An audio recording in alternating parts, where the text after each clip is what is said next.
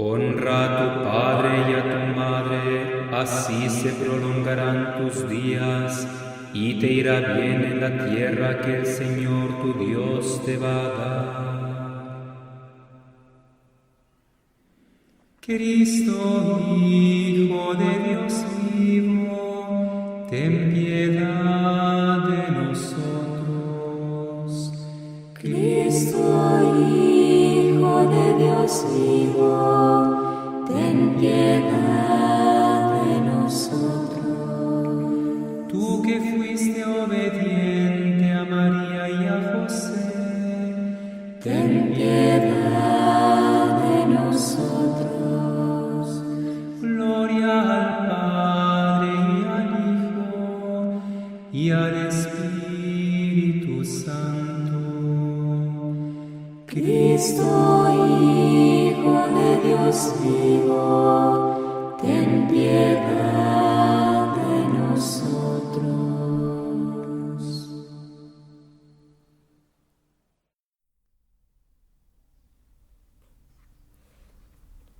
O moço de caráter,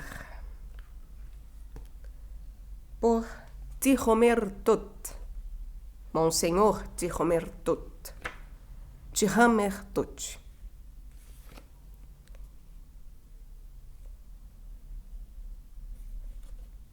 Editora Caritatem, Canal Leconde. Caros ouvintes, caso gostem do que aqui será lido, por favor, adquiram um livro. E caso gostem do meu trabalho, possam, devam e queiram auxiliá-lo, caso concordem com o que aqui é feito, saibam que no descritivo há os links e informações para Pix, PayPal, Apoia-se, Vaquinha, centavos serão muito bem-vindos. Também é possível auxiliar o canal comprando livros que chegarão até mim pela lista de desejos da Amazon ou ainda tornando-se membro aqui do canal.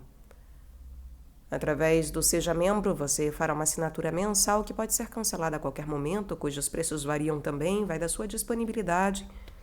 Então dê uma olhada, intere-se. Eu peço para que, por favor, curtam, compartilhem, comentem, inscrevam-se no canal, caso já não tenham feito, pois tudo isso faz muita diferença em termos de engajamento. A todos uma boa escuta. Prefácio. Régulo em Cartago. Cartago ia mandar uma embaixada a Roma para pedir paz.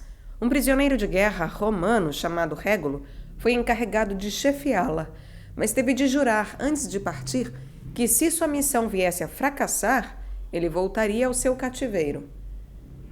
Qual haverá sido a emoção dele ao achar-se de novo em Roma, sua cidade dileta? Poderia lá ficar para sempre, se fosse obtida a ansiada paz. Todavia, o que ele fez? Com toda a sua eloquência, concitou o Senado a continuar a guerra, e quando lhe pediram que ficasse em Roma, uma vez que um juramento feito por coação não podia obrigar, respondeu: "Quereis então a todo custo que eu falte à honra?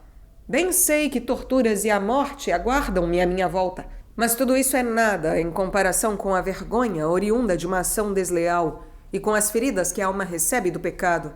É verdade que ficarei prisioneiro dos cartagineses, mas ao menos conservarei em toda a sua pureza o meu caráter de romano.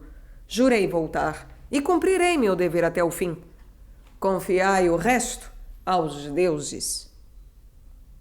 E voltou a Cartago, onde morreu entre honrosos tormentos. Esse era o caráter romano.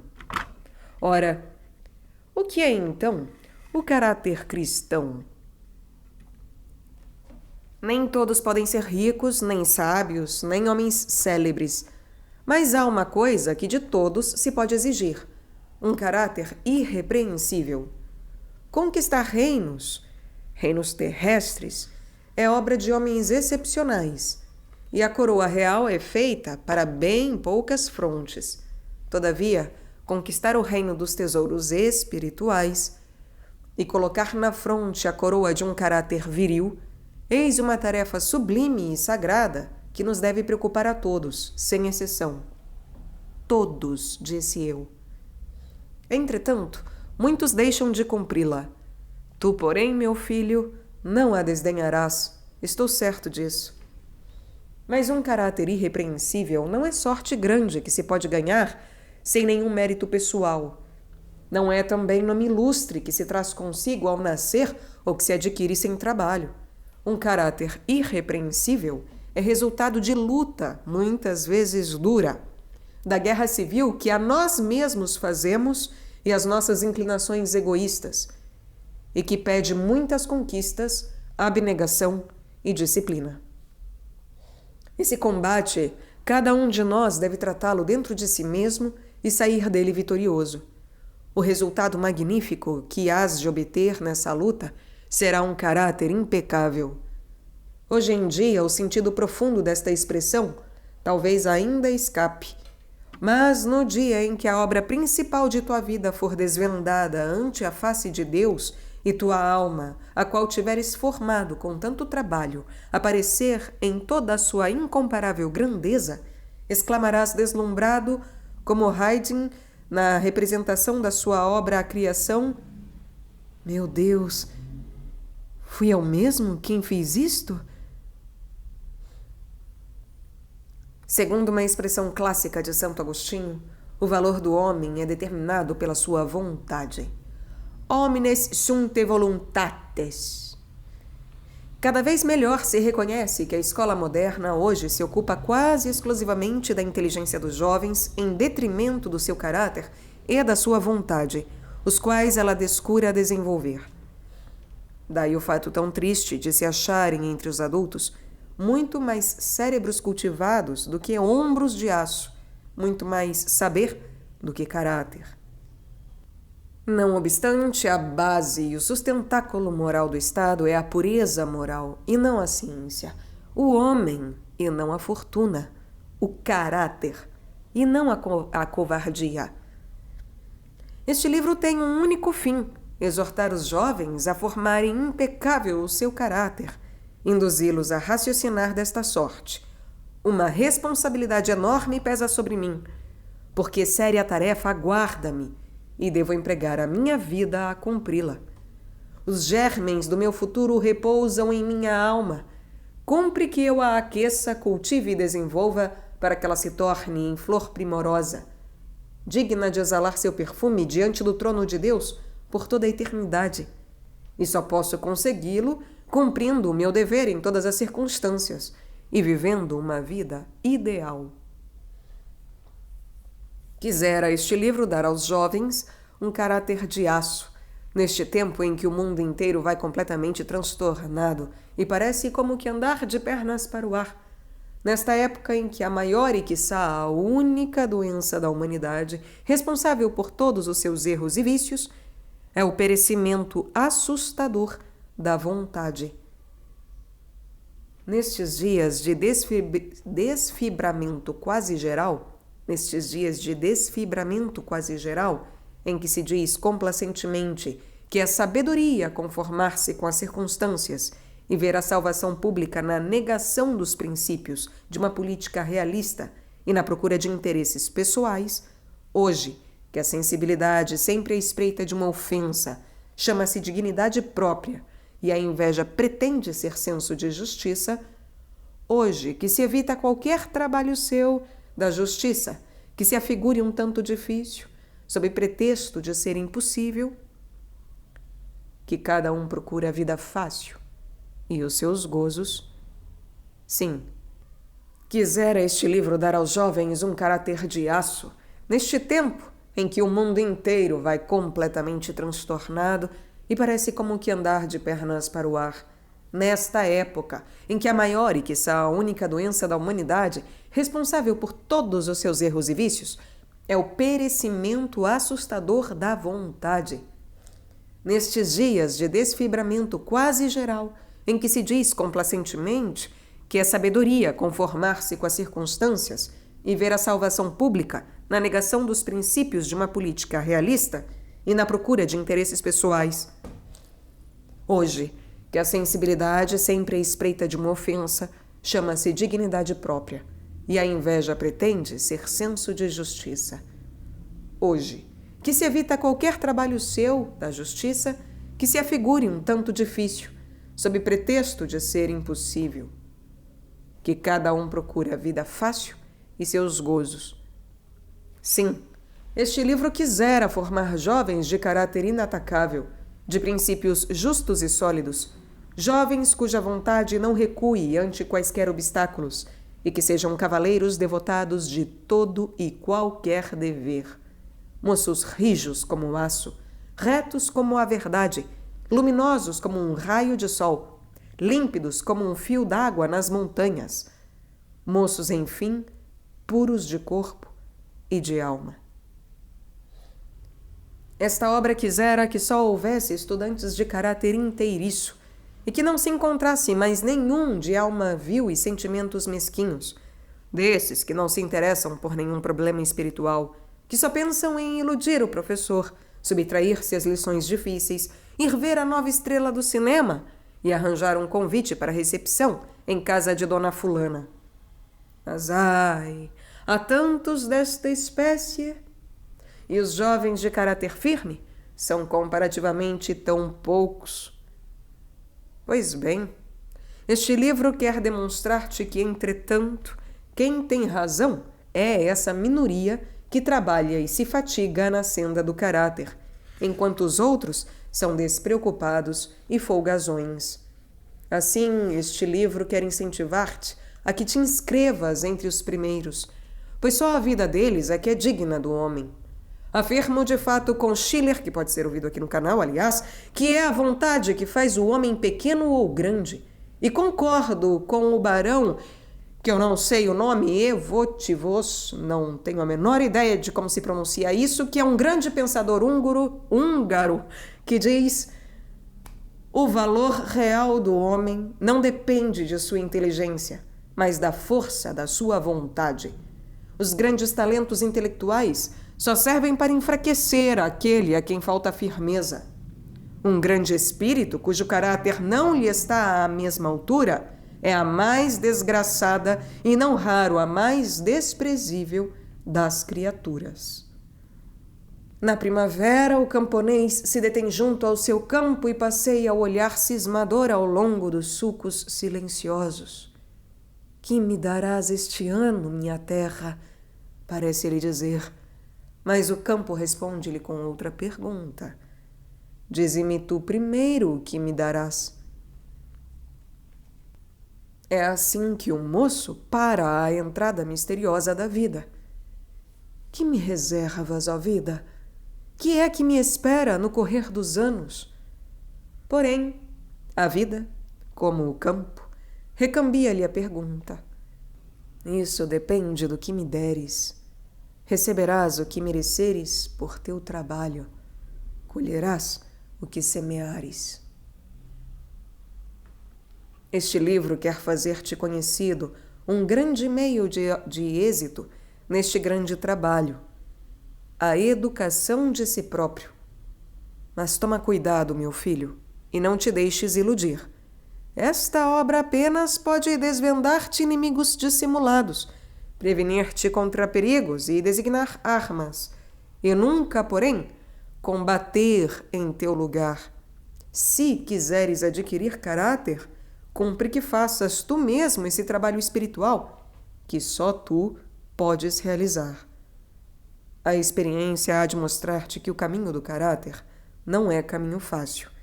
Faz-se necessária uma vontade bem forte para combater os pequenos defeitos e nunca pecar.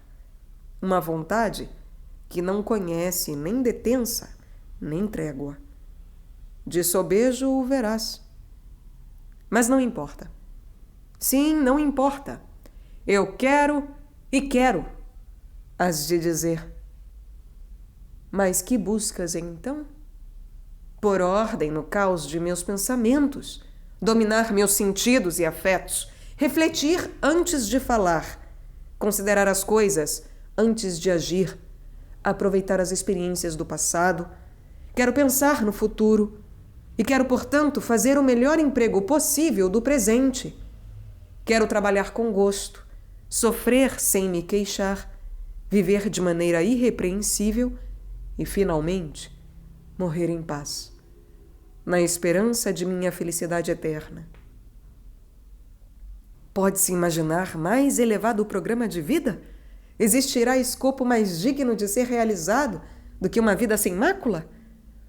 Oxalá possa este livro auxiliar muitos jovens neste trabalho sublime, a formação do próprio caráter. Primeira parte. Do caráter. O que é o caráter? O que é o caráter? E que queremos significar quando dizemos que ali está um de caráter? A palavra caráter designa a vontade humana fixada no bem, e um moço é de caráter se tem nobres princípios e se em nada o sacrifica, ainda quando tal constância lhe impõe renúncias. Aquele que, ao contrário, muda de princípios conforme as circunstâncias, a sociedade ou os amigos, que abandona um modo de agir até aqui reconhecido como bom, sob pretexto de que ele não lhe deve causar o menor desagrado, esse é versátil e pouco seguro, tem caráter fraco, ou pior ainda, falta-lhe inteiramente caráter. Isso basta já para mostrar aquilo em que consiste a educação do caráter. Primeiro, cumpre-te procurar nobres princípios. Em seguida, por um exercício contínuo, urge que te acostumes a agir segundo esses princípios em todas as circunstâncias. A vida moral de um homem sem princípios é tão agitada quanto um caniço surpreendido pela borrasca. Ele faz hoje de um modo e amanhã de outro. A primeira necessidade é, pois, formar em nós princípios firmes, e a segunda é adquirir a força de que precisamos para seguir, sem tropeços, a senda que tivermos reconhecido como direta. Repito, a primeira tarefa é formar em ti princípios justos. Ora, qual é o princípio justo no que toca aos estudos, por exemplo? Devo estudar com aplicação constante, pois Deus quer que eu cultive os talentos que Ele me deu. Qual é o princípio justo concernente aos colegas e camaradas? Devo fazer a eles o que eu quisera que eles me fizessem. E assim por diante. Cumpre tenhas princípios justos em todas as coisas. A segunda tarefa é muito mais difícil. Seguir estes exatos princípios, isto é, exercitar-se na senda do caráter. Um belo caráter não se recebe de presente. Fazemo-lo nós, por um labor sólido e contínuo, trabalhando nisso durante longos anos, dezenas de anos muitas vezes. A influência do círculo de relações, as inclinações boas ou más recebidas de herança, podem produzir certa impressão no nosso caráter, mas, afinal de contas, este é obra pessoal nossa, é resultado do nosso trabalho de educação de nós mesmos, porquanto é dupla educação a que recebemos. A primeira é nos dada por nossos pais e pela escola. A segunda é a mais importante, vem-nos de nossos próprios esforços. Sabes o que é a educação? É a influência da nossa vontade que nos leva pelo bom caminho, em qualquer situação, sem hesitar e com alegria. Sabes o que é caráter? É agir em conformidade com os princípios fundamentais da moral. É o esforço porfiado de nossa alma na realização da nobre concepção que fizemos da vida. Já podes concluir que nessa educação de si, o difícil não é a formação de um justo princípio vital, mas o esforço que se deve fazer dia a dia para se conformar com ele. Este é meu princípio e não o abandonarei. Ser-lhe-ei fiel, custe o que custar. Eis aí. E é preciso dizer que isso exige, não raro, muitos sacrifícios, razão por que se encontram tão poucos caráteres no mundo. Permanecer fiel a seus princípios. Nunca se divorciar da verdade. Quem é que não se entusiasmaria por esses belos pensamentos? Ah, se não fosse tão difícil converter esses pensamentos em ações. Se esses belos intentos não se desvanecessem em nós tão facilmente, sob o influxo contrário da sociedade, dos amigos, da moda, do nosso próprio eu, que não gosta de ser continuamente molestado. Então ouve o que a esse respeito diz o poeta. Por que agir com desalinho? Ser como um peão a girar? Se encontraste o bom caminho, procura perseverar. Heineck. Eis o que a educação de si mesmo te há de ensinar. Faze tu mesmo a tua educação. Formar nossa alma à imagem que Deus quis em nós. Eis a obra sublime a que chamamos educação de nós mesmos. Esse trabalho, meu filho, ninguém pode fazê-lo por ti. Deve ser executado pessoalmente por todo homem. Podem os outros dar-te conselhos, indicar o caminho exato por onde seguir, mas tu é que deves sentir a necessidade de fazer avultar em tua alma a magnífica imagem que Deus ocultou nela. Tu é que deves sentir o desejo de ser nobre, forte e puro. Deves conhecer-te a ti mesmo, saber o que tua alma tem de nocivo e o que lhe falta de bem. Deves fazer tu mesmo essa educação de tua alma, sabendo muito embora que o êxito te custará muitos esforços, abnegação e domínio próprio.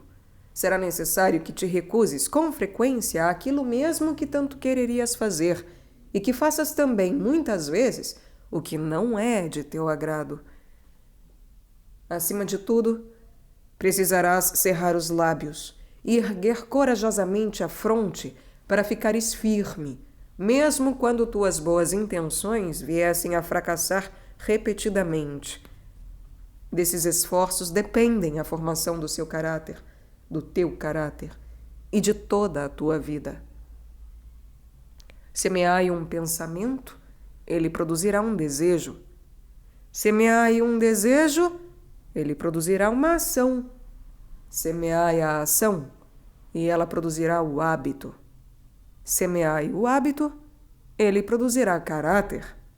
Semeai caráter, e ele produzirá a vossa sorte. E a tua sorte, como vês, é tecida, afinal de contas, por esses pensamentos e ações que julgavas sem importância. Ora, ora, volve teu olhar para a virtude com amor e respeito. Não deixes escapar nem uma ocasião sequer de fazer o bem. E se isso contrariar às vezes o teu desejo ou proveito, treina a tua vontade para triunfar. É assim que o teu caráter se tornará apto a realizar grandes coisas e trabalhar para o presente, tanto quanto para o futuro. É assim que serás amado e honrado por teus contemporâneos, diz um autor. Mas cumpre também que levemos a nossa vontade até confundir-se com a vontade de Deus. A escola mais sublime do caráter é alcançar dizer do fundo do coração: Senhor, seja feita a vossa vontade e não a minha.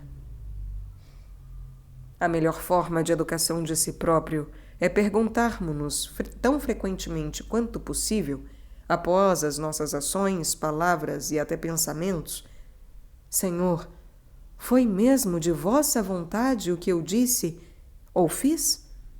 Quiseras realmente vós que eu dissesse ou fizesse assim? E é já que urge começar essa educação do teu caráter, meu filho. Agora, durante os anos de tua juventude. Se esperares para quando chegar a idade madura, será tarde demais. O caráter não se desenvolve no turvelinho da vida. Pelo contrário, aquele que mergulha na agitação do mundo sem um caráter firme, perde facilmente o exíguo caráter que trazia. Um coração de bronze. Sabes agora, filho, de quem é que podemos dizer: eis um belo caráter? De ninguém, senão do moço que tem princípios nobres, ideal bem alto e que lhe sabe permanecer fiel. Sim, fiel àquilo que lhe reconhece ser verdade, mesmo se ninguém o aceita, mesmo se todos ao seu redor sobre este ponto são descuidados e laços, fiel apesar de 1000 exemplos contrários, fiel em todas as circunstâncias. Mas, ai, como isso é difícil, hein? E penoso às vezes. Quando meninos maus se divertem, já desde cerca de meia hora, a irritar um colega um pouco desajeitado, e este, qual pobre cabrito montês, perseguido por cães de caça, implora socorro em vão, com um olhar súplice, deves desviar brandamente a atenção daqueles garotos para fazê-los cessar a sua crueldade. E isso é bom, coragem, fidelidade aos princípios. Um coração de bronze. Quem intervém no bullying tem um coração de bronze.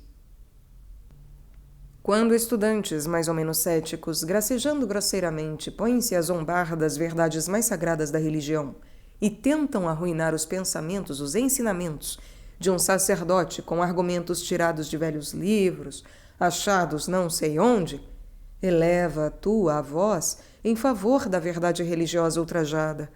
Denuncia claramente os erros e sofismas desses falsos argumentos, e isso desassombradamente, embora sem ofender objetivamente ninguém. Hein? Eis um coração heróico, um coração de bronze.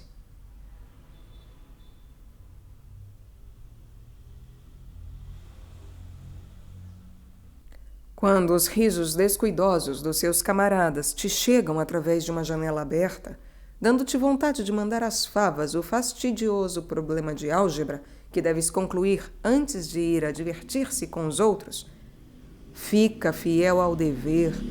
Dize não. Pura e simplesmente dize não. E isso é ainda a prova de um caráter firme, de um coração de bronze.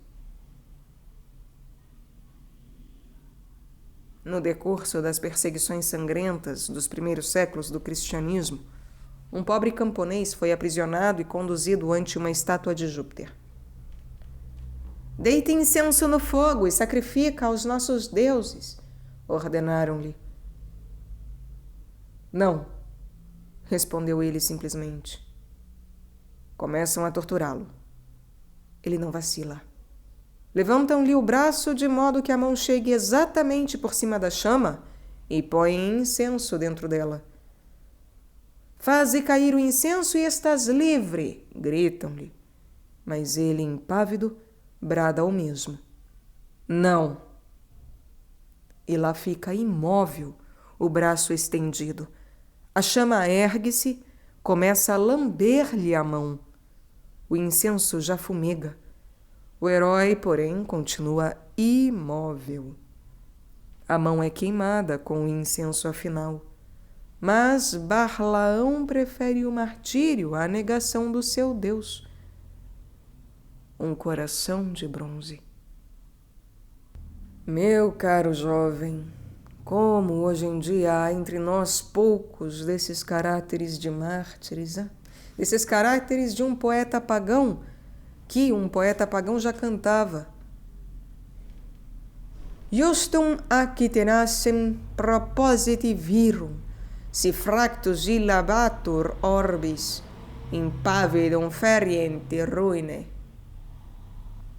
Justum ac tenacem propositi virum, si fractus illabatur orbis, impavidum feriente ruine. Um outro exemplo. Aquele soldado de Pompeia, que em uma erupção do Vesúvio se achava em seu posto. Tudo em volta dele está reduzido a cinzas pela lava fervente. Tudo desmoronou, o mundo parece acabado.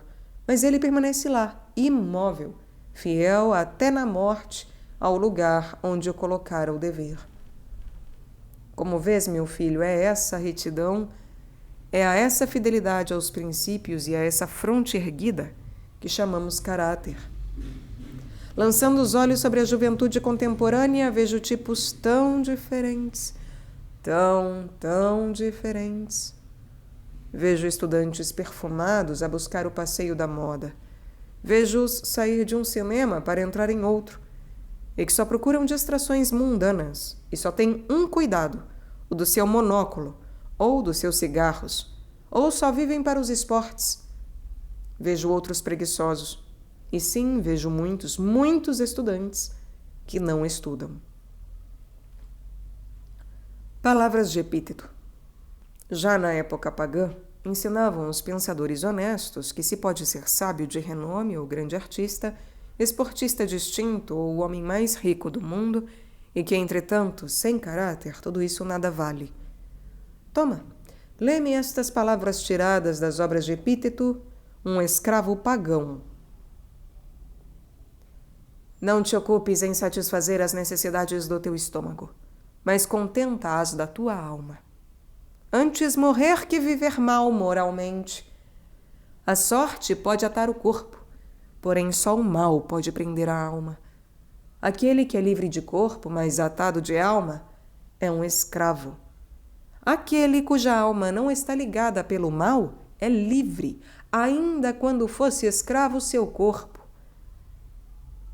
É melhor para o Estado que almas de escol vivam em casas humildes do que habitar gente de alma vil em lindos palácios. Tua alma é irradiação da divindade. És filho de Deus. Dá a ti mesmo o devido valor. Não sabes que crias um Deus? Que trazes um Deus em ti? Nosso fim é obedecer aos deuses, a fim de um dia nos assemelharmos a eles. Parece-se a alma como uma cidade sitiada, cujos defensores vigiam por trás dos muros. Se os fundamentos forem assaz resistentes, a cidade não será tomada. Se te queres tornar bom, acredita-te mal primeiro. Se te queres tornar bom, acredita-te mal primeiro. Abstente do mal e contraria as tuas más inclinações. A alma pura, que tem princípios elevados, será sublime e inabalável em suas ações. Em todas as coisas, pequenas ou grandes, volve teu olhar a Deus. Ensina aos homens que a felicidade não se acha onde eles a buscam, na sua cega miséria. A felicidade não está na força, pois Miro e Ofélio não eram felizes, e nem no poder, pois os cônsules não eram felizes, e nem nas duas coisas simultaneamente, pois Nero, Sardanápalo e Agamenon gemeram e choraram arrancando os cabelos. Foram escravos das circunstâncias e verdadeiramente dementes. É dentro de ti que a felicidade se esconde, na verdadeira liberdade, na ausência ou supressão de todo temor vil, no domínio perfeito de ti mesmo, no poder da paz e do contentamento.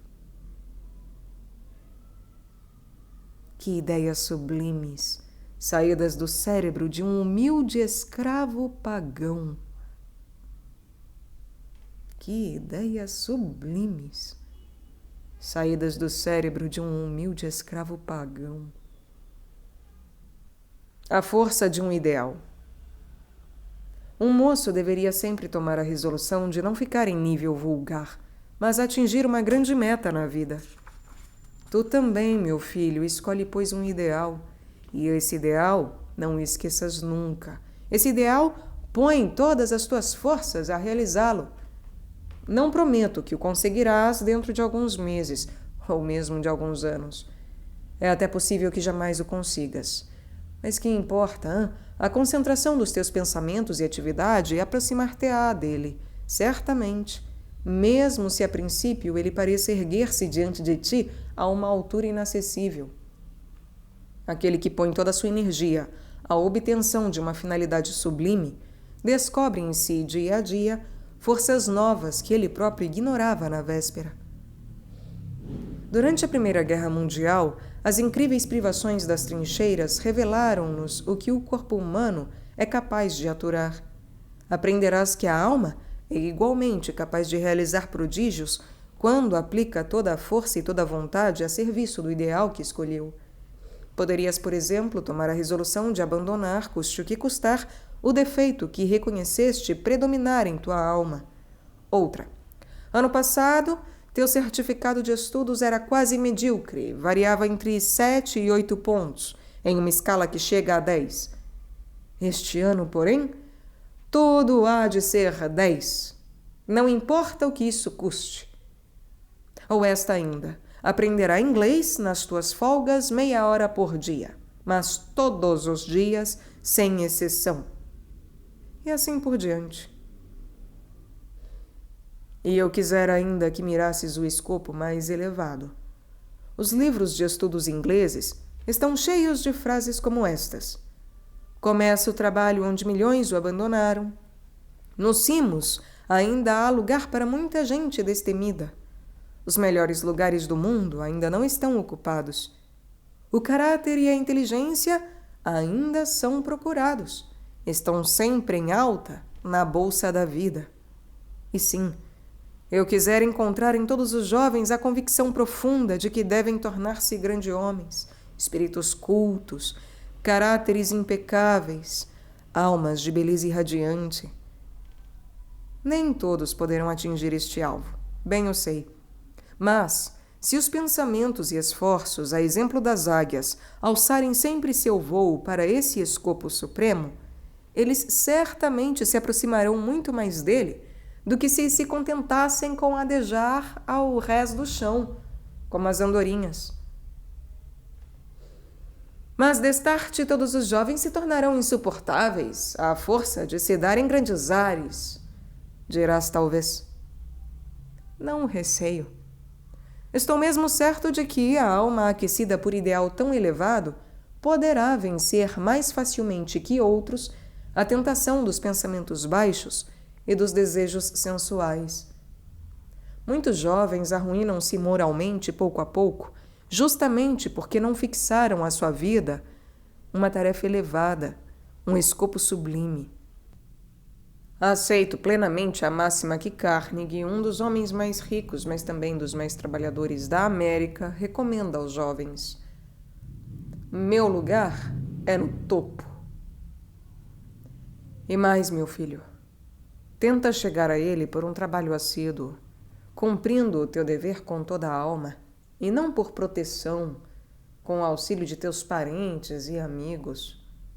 Bem sei que há jovens que não fazem esforço algum para estudar e melhorar a sua situação, porque humildes, modestos e contentes com o que são. Alto lá, filho, a covardia está longe de ser uma virtude, e a preguiça não se parece com a humildade. A verdadeira humildade faz-nos dizer, sou nada, não tenho nenhum valor próprio, mas faz-nos acrescentar imediatamente, não há nada no mundo que eu não possa fazer com o auxílio de Deus. Repete a miúde esta frase magnífica, esta encantadora prece de um dos nossos santos. Deus meus, nici sum, sede tuus sum. Meu Deus, eu nada sou, mas sou teu.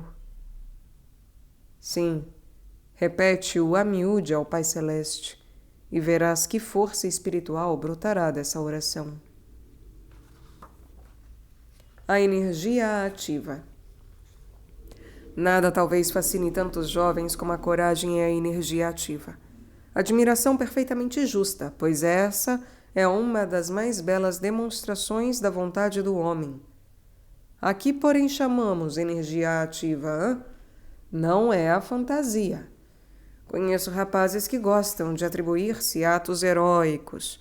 Contam aos amigos aventuras de uma audácia de arrepiar os cabelos, mas que eles só viveram em sonho.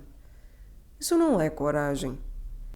Resolver, porém, um problema difícil de aritmética, traduzir frases latinas de 1 metro de extensão, em bom vernáculo, combater as próprias paixões, em uma palavra, agir e não sonhar, eis o que eu chamo energia ativa. Eis aqui ainda uma lista inteira de atos que não são precisamente de valentia, de que alguém se deva glorificar. Estouvamento irrefletido. Defeito de tantos jovens em se precipitarem ao encontro do perigo com a ideia de que Deus os protegerá. depreciar a força das seduções que nos rodeiam e que são outras tantas ocasiões próximas de pecado, como livros, cinemas e más companhias. Procurá-las imprudentemente, lançar-se a uma tarefa e abandoná-la logo no dia imediato, etc. Mas aqui, meu filho, convém que eu te apresente um jovem amigo meu. Principia a estudar inglês, mas ao cabo de uma semana está completamente desanimado por causa das dificuldades da gramática e atira o livro para um canto. Põe-se a colecionar selos, mas ao terceiro dia, isso não interessa mais. Ei-lo que se atira aos esportes. Durante 2 semanas treina de manhã à noite em todos os que podes imaginar. Porém, na terceira semana, isso o aborrece e ele abandona tudo. Facilmente has de admitir que o que ele faz é exatamente o contrário da energia ativa. Diz um sábio provérbio alemão: primeiro pesar e só depois ousar.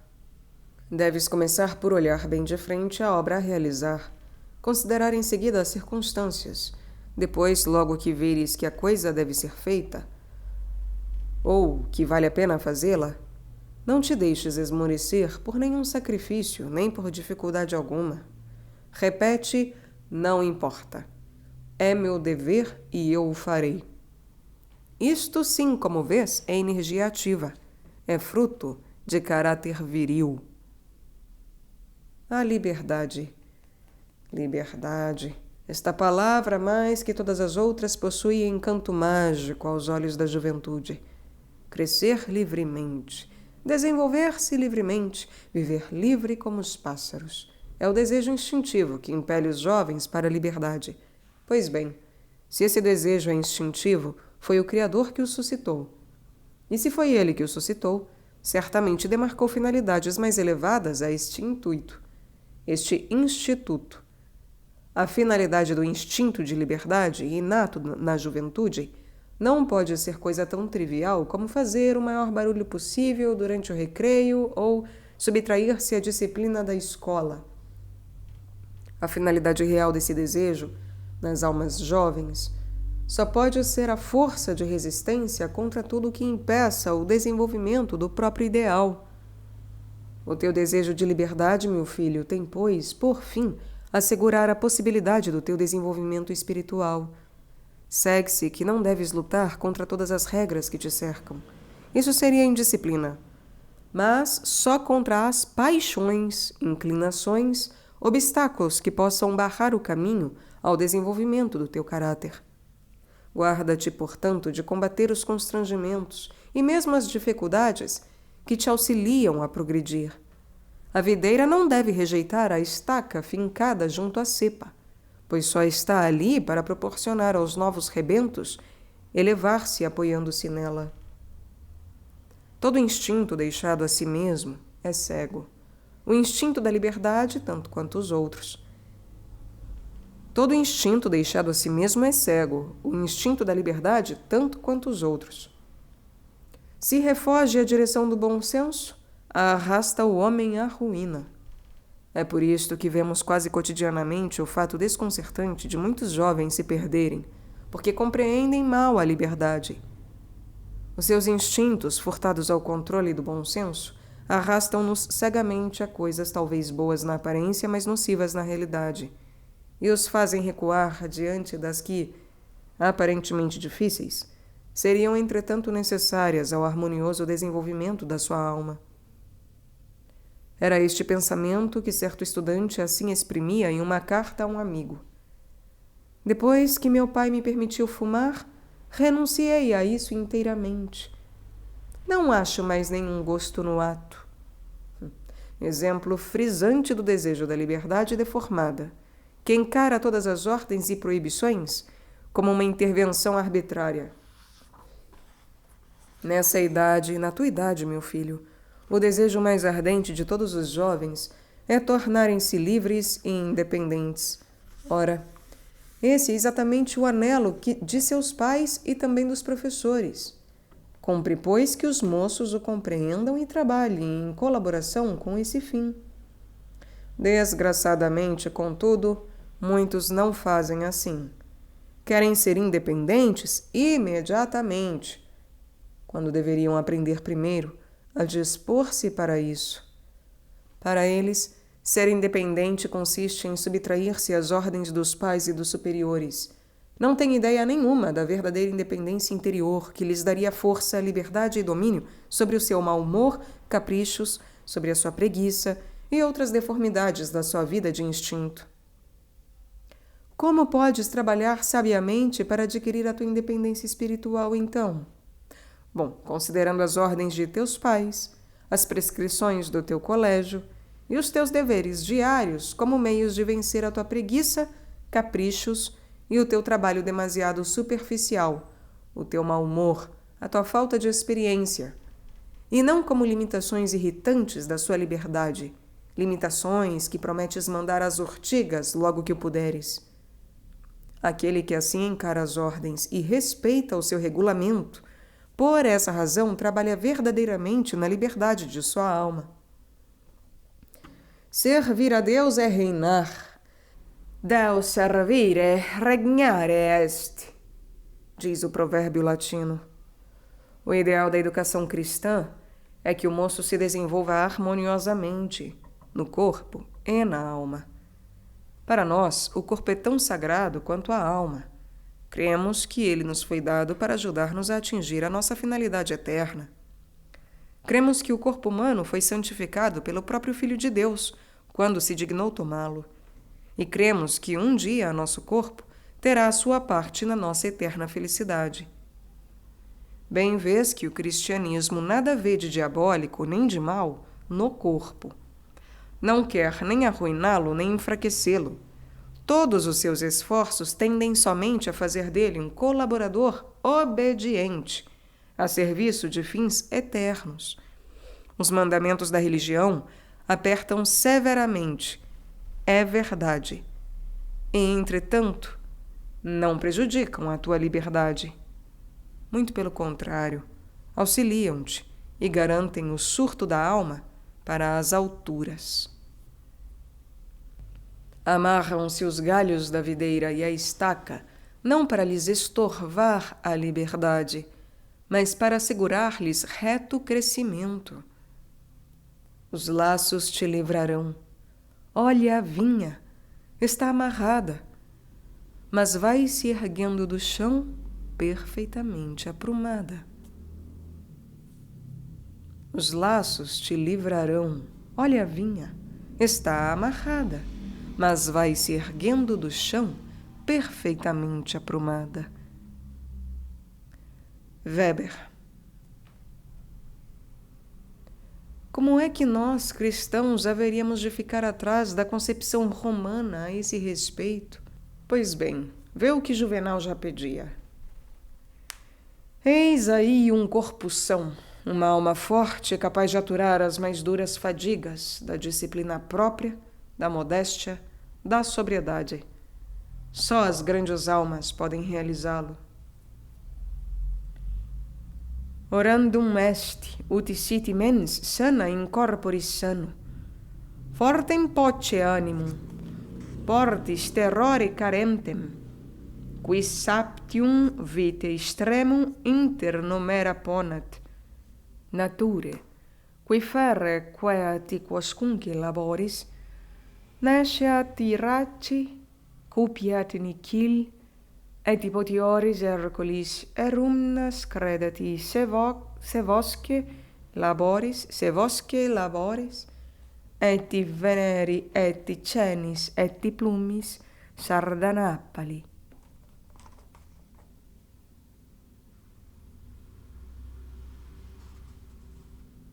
As grandes almas. Quando falo de grandes almas, não penso nos heróis cuja ação abalou o mundo, cujo nome ressoa por toda parte e figura em todos os jornais. A maioria dos homens não possui no decurso da vida uma só ocasião de fazer um ato de heroísmo. Os jovens são cheios de entusiasmo. Contam com fogo o que fariam em uma expedição ao Polo Sul. Afirmam que morreriam de bom grado pela sua fé, que gostariam de dar a vida por Cristo nas missões, que estão prontos a derramar o seu sangue pela pátria, e muitas outras coisas semelhantes. Por certo que é belíssimo esse entusiasmo.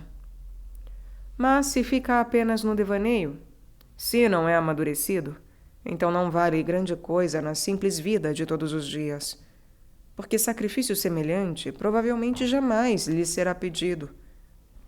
O que importa é procurar utilizar a força desse entusiasmo, fazendo-o enfunar as veias dos pequenos deveres cotidianos. Desta maneira, representará já uma energia motora considerável. Se quiseres dar uma volta de bonde, um cheque de R$1.000 no teu bolso não te será de nenhuma utilidade.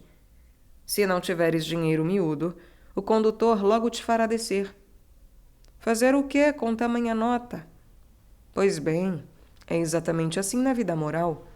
Se não trocares em dinheiro miúdo o teu ideal de patriotismo ou o teu desejo de martírio, não poderás cumprir convenientemente os mandamentos da nossa religião e nem os teus deveres patrióticos, todos, até os mais pequenos, com perseverança invencível. Podes hoje praticar a tua fé sem receio do martírio, e provavelmente não terás de morrer como herói pela pátria, Mas o que a religião e a pátria esperam de ti é, desde agora, uma vida heróica. E isto é mais difícil. Bem sabes, pelo exemplo de infelizes suicidas, que muitas vezes é preciso mais coragem para viver do que para morrer. Durante a Primeira Guerra, tiveram de vacinar nossos soldados contra a cólera.